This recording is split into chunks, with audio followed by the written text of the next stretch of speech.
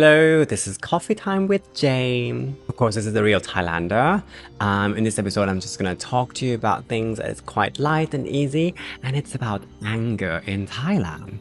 So, I was part of a panelist talking about the Thai culture, and one of the questions that we received was very interesting. It's something that's quite prominent in the Thai culture as well. And the question is like, why don't you see that much anger expressed in Thailand? Why do people seem to be chill all the time? Why is it so good like that? Or is it really good? Well, in today's episode, I'm just gonna talk about this with you. But first, let me have a sip of coffee. So, when I think about this question about anger and Thailand and how it seems so easy breezy being in Thailand, I can see why. I'm a Thai person and I was born, I was raised here, and I've lived here for almost 40 years, except for the 1 year that I live in the UK. And from time to time, I would travel for a long time. But I noticed this difference in the ambience between Thailand and many other cultures, including the UK.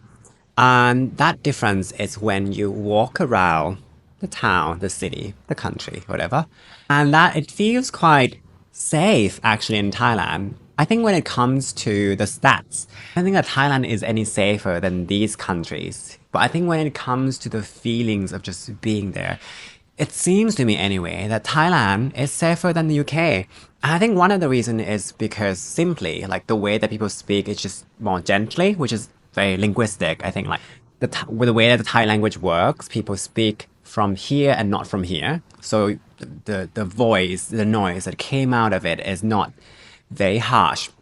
Whereas when I was in the UK, sometimes I would hear people say things like, "Oi, what you doing?"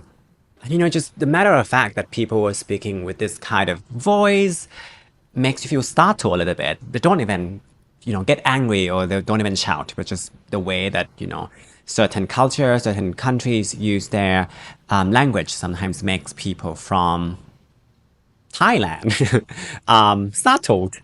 Yeah. So I think part of the reason why it seems like anger is not shown here is probably because of the way people speak, and maybe they were angry, but you don't pick it up. Anyway, this is just a superficial answer. Let me go a little bit deeper after this sip of coffee again. So, do I agree with this statement that people here seems to not show anger very much? I do.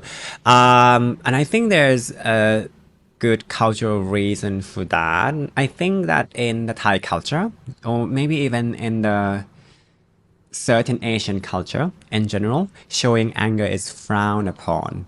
It's especially frowned upon when you are not having a special status in the society. I think when you, let's say, like a higher ranked individual, when you are the boss, and especially when you are male, I think the anger is taken quite okay. But when you aren't in that position and when you show anger, I think people tend to just not receive it well. And as a result, you might actually be ostracized. So I think that's why a lot of people tend to hold it inside and bottle things up. And then the worst thing about that is that at some point, when you bottle things up a lot, then you explode. So from time to time, living in Thailand, you would come across road rage. You would come across people just shut down or screaming. So that could happen too, especially when there's alcohol involved. So I think that's probably the first thing that people do, not dealing with their own emotion, in this case, anger.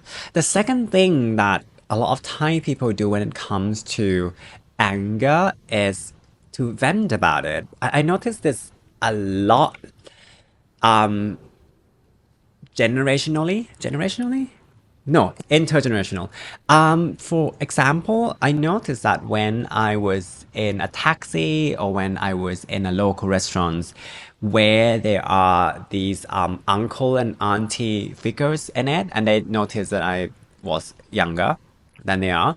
And from time to time, they would come to me and they would speak in a friendly manner, and then one conversation would lead to another. And at some point, they would, just share about how their previous customers were not nice to them.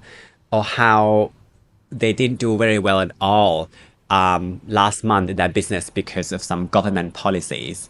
And I was happy to hear about this most of the time, of course, but also most of the time I was with someone else. And sometimes I was with friends who weren't speaking Thai.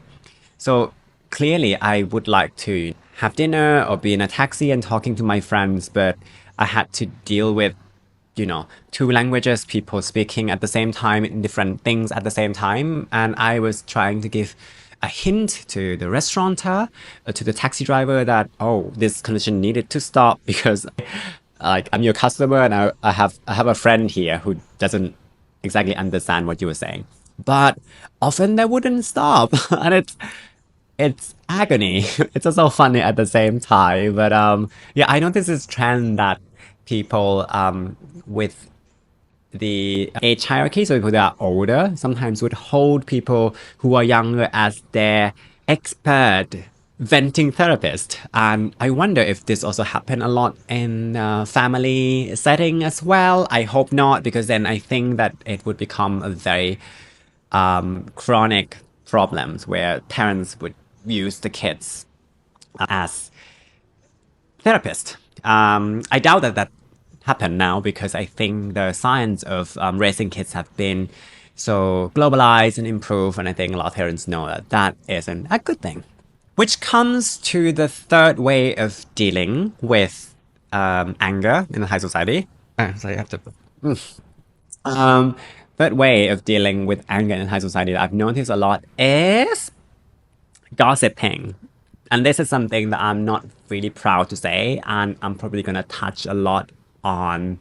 Like, I think I'm going to make a lot of statements that are a little bit maybe sexist as well. But I do notice that the gossiping game in Thai female individuals are much stronger than the male. And I think there's a good reason for that, in that I think men often bottle things up a little bit more to begin with, and then they would resort to physical violence. Whereas I think women tend to resort to verbal violence more than men do.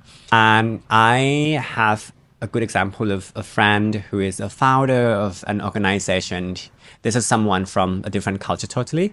And he founded an organization in Southeast Asia.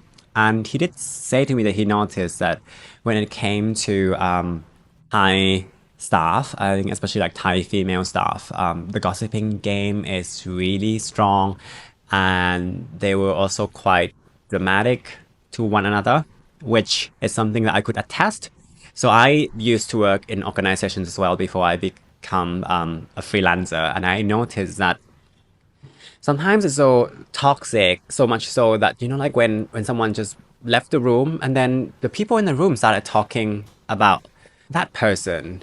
And I don't know if you would notice this if you don't speak Thai, but I think the more that you learn Thai, the more that you would learn this so beautiful part of Thailand, which makes it whole. I'm not trying to talk bad about the Thai culture. I think I'm just trying to shine lights on the good and the bad so you can love Thailand and see it as a whole. Yeah, and now that I have been working by myself for the last 10 years, I don't need to deal with gossip, office politics anymore. But when I talk to my girlfriends, one of the things that would stand out to me is that they wouldn't talk so much about how challenging the work is. They would talk about how challenging the colleagues are. And every time I talk to them, they would be mentioning of like, oh, like lots of gossiping, talking about behind someone's back. And I was like, this doesn't make sense. Since I moved to Chiang Mai, I have a lot of expat friends, and people would say things like, oh, Thai people are so sweet and kind and stuff. And when I talk to Thai people, my Thai friends would say things like, oh, their colleagues suck, gossiping, bad mouthing and stuff. So like, these things just don't compute to me. Anyway, and I think, yeah, so the fact that people can't really show anger healthily and properly makes them gossip. And I think one of the reasons why this venting, gossiping and bottling things up are very popular when it comes to anger is also because I think boundaries are not like isn't the concept that is very popular here because the society is very hierarchical, and I think that the concept of boundary is based on human rights. The concept of boundary is based on the fact that everyone is equal before the society, before the law. So everyone knows where their stance is, and then people respect that based on the fact that you being another human being. In the hierarchical society, I think people respect one another not based on the fact that they are human beings, but based on the merit, on the age, on the status, position in society, how rich they are. I think therefore, like the higher rank you are in the society, the more that you could draw lines between things, the more that you can have your boundaries.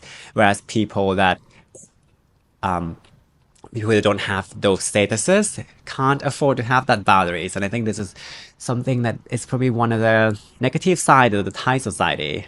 Yeah, so these are all of the ways for Thai people to deal with anger, of course. And I think this means that the anger that we know it doesn't seem to be shown so explicitly because they came in other forms. Having said that, there are also tons of Thai people who deal with their anger in a healthy way. They might talk to their close individuals, friends, family, or therapists. So there is that as well. And I think like the more that the world is globalized, the more that people would, know the ways on how to deal with their negative emotions. Okay, a big disclaimer here. I think I've been talking about negativity in the Thai society for the last two episodes now. I guess in some ways this is a form of me venting about this Thai society, which is the society that I really love. I guess, yeah, like I said last time, I think loving a country doesn't mean that you are infatuated by it, but it means that you see both sides of it and still accept it the way it is. Yeah, I think in a lot of ways, Thailand is an amazing country, like for real. And if you like my show, I would really highly recommend you subscribe to this channel.